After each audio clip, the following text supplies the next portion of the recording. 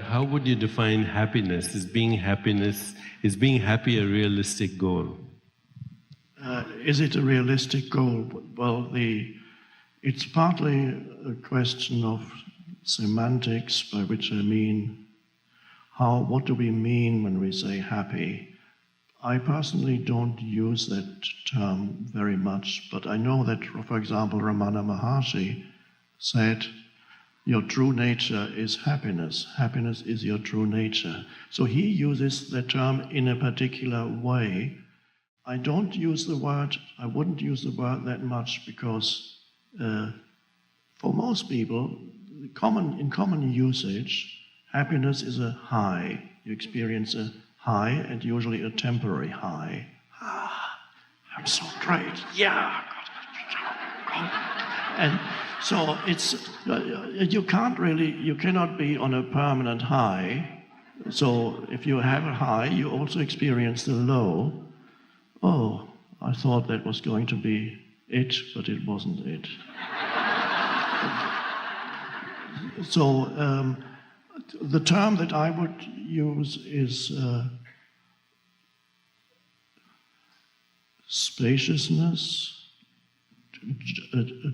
joy, perhaps. It's that which makes the Buddha smile. When you look at statues, the good ones of the Buddha, in the bad ones he looks miserable. But in the good ones, there's just the hint of a smile on his lips. And why is the Buddha smiling?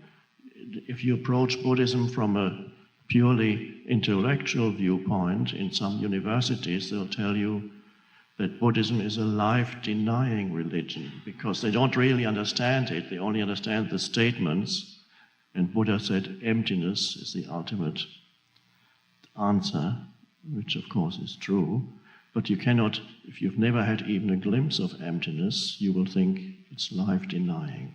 So the Buddha has a slight smile because no matter what the Buddha experiences, he experiences everything against the background of emptiness. Another word for which would be spaciousness, or another word for which would be stillness. There's always that stillness, and the Buddha is the stillness. The Buddha is rooted in the stillness, which is, when we use words, we create a duality, but the Buddha is the stillness. So that is really, I think when Ramana Maharshi used the term happiness, and I don't know whether it's even a correct translation from what he used in his native language, that is, I believe, what he pointed to. I personally would not use the term happiness. I don't know about you. Well, in the Buddha's teaching, there are 4 qualities of consciousness that he calls divine. So the first is loving kindness, the second is joy, which is not happiness. Happiness is a thought, okay? Joy is without thought. The third is compassion, and the fourth is equanimity. And if you really think of these qualities of consciousness, they're actually, at a very primordial level, they're not thought. Okay? None of them is thought. All these are very subtle ways of communion, which means me and the other is one.